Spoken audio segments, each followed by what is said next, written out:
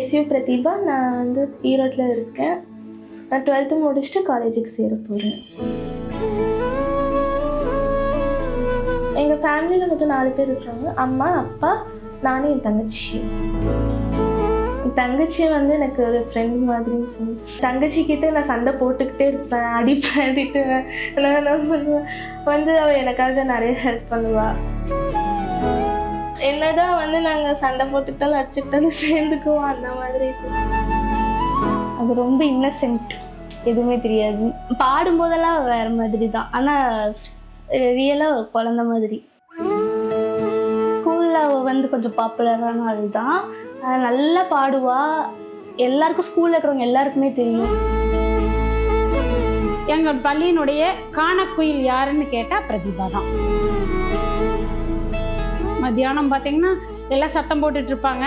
பாட ஆரம்பிச்சா ஸ்கூல் அப்படியே சைலண்ட் ஆயிடும். தாய் சொல்கின்ற வார்த்தைகள் எல்லாம் நோய் தீர்க்கின்ற மருந்தல்லவா. எல்லா குழந்தைங்களும் அவங்களுடைய அப்பா அம்மாவுடைய favourite. But you rarely find God's favourite. And we have God's favourite. Pratibha, we love you Pratibha. பிரதீபாக்காக ஒரு பெரிய கைத்தட்டல் கொடுத்துருங்க. for being God's favorite. கடவுளுடைய செல்ல பிள்ளையாக இந்த மேடையில் நிற்கிறது அப்படின்றது ஒரு பெரிய விஷயம். அதை தாண்டி தங்கையாக இருந்தாலும் தாயாக தான் நீ அவங்கள பார்த்துக்கிற. அவ்வளோ அழகாக கூட பாண்ட் பண்ணுற. ஒரு அம்மா என்னெல்லாம் ஒரு குழந்தைக்கு செய்வாங்களோ அது எல்லாம் உங்கள் அக்காவுக்கு நீ பண்ணுறதை நான் பார்த்துக்கிட்டே இருந்தேன். அழகாக இருக்கு. சொல்லு உங்கள் அக்கா பற்றி. பிரதிபா வந்துட்டு அவளுக்கு பாட்டு தான் வந்து உயிர் மாதிரி. அது ரொம்ப பிடிக்கும் பாடுறதுன்னா. அவனால் அவளை பார்த்து பார்த்து எனக்கும் ஆசையாக நானும் பாட ஆரம்பிச்சிட்டேன். எனக்கு பாட ரொம்ப பிடிக்கும். எங்கள் வீட்டோட ஒரு செல்ல பிரின்சஸ்.